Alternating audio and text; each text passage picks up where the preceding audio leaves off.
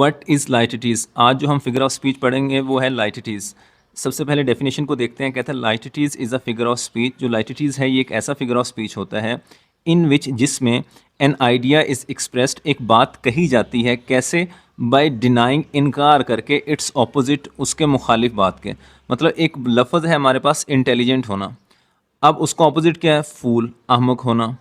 अब उसको ही हम क्या कर दें? इनकार कर दें। तो आइए इसको एग्जांपल्स के जरिए समझने की कोशिश करते हैं। एग्जांपल नंबर 1 देखें। ही इज़ नॉट अ फूल, वो अहमक नहीं है, मतलब वो ज़हीन है, मतलब वो बेवकूफ़ नहीं है।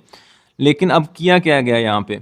देखिए हमारे पास इंटेलिजेंट कहने की बजाय उसने क्या किया? इंटेलिजेंट का ऑपोजिट वर्ड लिखा फूल, और उस ऑपोजिट को ही क्या कर दिया? डिनाई कर दिया, उसका इनकार कर दिया। कैसे? नॉट लगा के। मतलब अहमक नेगेटिव सेंस दे रहा है, साथ में हमने नॉट लगाया, नेगेटिव को नेगेटिव से कट किया तो वो पॉजिटिव बन गया। He is not a fool means he is intelligent, वो ज़हीन है। तो हम नॉट लगा के आगे जो बात कहनी होती है उसको ऑपोजिट वर्ड लगा देते हैं, और वो नेगेटिव चीज़ इस नॉट से जो है वो ख़त्म हो जाती है, मतलब वो पॉजिटिव के अंदर कन्वर्ट हो जाती है। तो इसको हम कहते हैं कि यहाँ पर उसने लाइटिटीज़ का इस्तेमाल जो है वो किया है। एग्जाम्पल नंबर 2 देखिए। The movie was not bad. अब देखिए मूवी बुरी नहीं थी, मतलब मूवी अच्छी थी। अब अच्छी के लिए वर्ड कौन सा यूज़ करते हैं? गुड। तो गुड का ऑपोजिट क्या है? बैड। और उसी बैड को उसने डिनाई कर दिया। कैसे? नॉट लगाकर। The movie was not bad, movie जो है या फिल्म जो थी वो इतनी बुरी नहीं थी, मतलब फिल्म जो है ऑब्वियसली अच्छी थी। तो इसको हम कहते हैं लाइटिटीज़ का इस्तेमाल किया गया है। What is an oxymoron. Oxymoron क्या होता है ये समझने की कोशिश करते हैं। सबसे पहले डेफिनेशन को देखते हैं। कहते हैं an oxymoron is a figure of speech. जो ऑक्सीमोरोन होता है ये एक ऐसा फिगर ऑफ स्पीच होता है इन विच जिसमें टू ऑपोजिट और कंट्राडिक्टरी वर्ड्स, दो अल्फाज होते हैं लेकिन वो ऑपोजिट होंगे, एक दूसरे के मुखालिफ होंगे या कंट्राडिक्टरी होंगे, उनके अंदर तजाद आपको नजर आएगा कि ये दो अल्फाज बिल्कुल डिफरेंट किस्म के हैं, एक दूसरे के उल्ट दिखाई दे रहे होते हैं। आर प्लेस्ड, प्लेस्ड मीन्स लिखे गए होंगे, रिटन, रिटन की मीनिंग में आ जाता है। वो लिखे गए होंगे टुगेदर, इकट्ठे, मतलब उन दो अल्फाज जो एक दूसरे के उल्ट हैं उनको इकट्ठा लिखा गया होगा। किस लिए? टू क्रिएट एम्फोसिस, या तो जोर देने के लिए बात पर, अट्रैक्ट अटेंशन, या जो पढ़ने वाले की अटेंशन है, तवज्जो अपनी जानब खींचने के लिए। मतलब एक ऐसे अल्फाज का इस्तेमाल करना जो बिल्कुल दो कंट्राडिक्टरी वर्ड होंगे तो देखने वाला या सुनने वाला एक दफ़ा रुक जाएगा कि ये क्या बात कही गई है। तो अटेंशन जो होती है वो अट्रैक्ट होती है, डाइवर्ट हो जाती है, रुक जाती है। और एक्सप्रेस कम्प्लेक्स फीलिंग, या क्या करते हैं, कोई कम्प्लेक्स फीलिंग होती है उसको एक्सप्रेस करने के लिए भी हम क्या करते हैं? ऑक्सीमोरोन का इस्तेमाल जो है वो करते हैं। अब पहली एग्जाम्पल देखिए, ब्लैक मिल्क।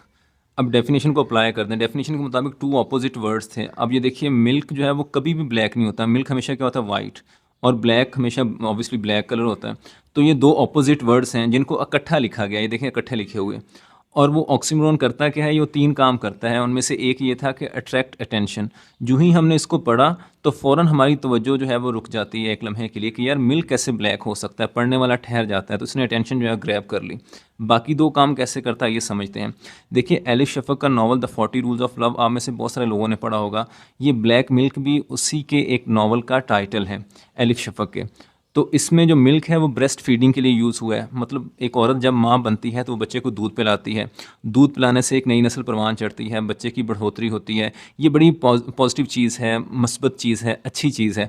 लेकिन ब्लैक यहाँ पर उसकी रिस्पॉन्सिबिलिटीज़, उससे एनजाइटी, डिप्रेशन, प्रेगनेंसी की पेन, ये सारे का सारा जो प्रोसेस होता है उसने उसको ब्लैक के थ्रू जो है वो एक्सप्लेन करने की कोशिश जो है वो की है।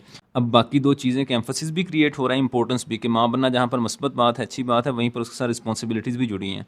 और कम्प्लेक्स फीलिंग भी उसके अंदर मेंशन की गई हैं कि ब्लैक मिल्क का मतलब सिर्फ ये नहीं कि दूध स्याह है, बल्कि इससे मुराद ये है कि जहाँ पर माँ बनने का अमल जो है वो बहुत ही पॉजिटिव है, खुशी वाला है, वहीं पर उसके साथ जुड़ी हुई रिस्पॉन्सिबिलिटीज़ भी बहुत ज़्यादा होती हैं। वो डिप्रेशन, एनजाइटी और बहुत सारी फॉर्म्स के अंदर जो है वो आ सकती हैं। तो इससे हमें पता चला है कि ये ऑक्सीमोरोन जो है वो यहाँ पर यूज़ किया गया है। अब दूसरी एग्जांपल देखिए, स्वीट नॉइज़। तो स्वीट पॉजिटिव सेंस के अंदर यूज़ होता है, नॉइज़ नेगेटिव सेंस के अंदर। कि नॉइज़ तो शोर को कहते हैं, तो शोर तो कभी भी जो है मीठा नहीं होता। लेकिन मिसाल के तौर पर अगर बच्चे शोर कर रहे हैं तो बच्चों का शोर आपको अच्छा भी लग सकता है क्योंकि वो आपकी अपनी औलाद हो सकती है, उनका खेलना कूदना। तो इस सेंस के अंदर अगर आप जब कहेंगे तो फिर आपको वो नॉइज़ जो है वो स्वीट लगेगा।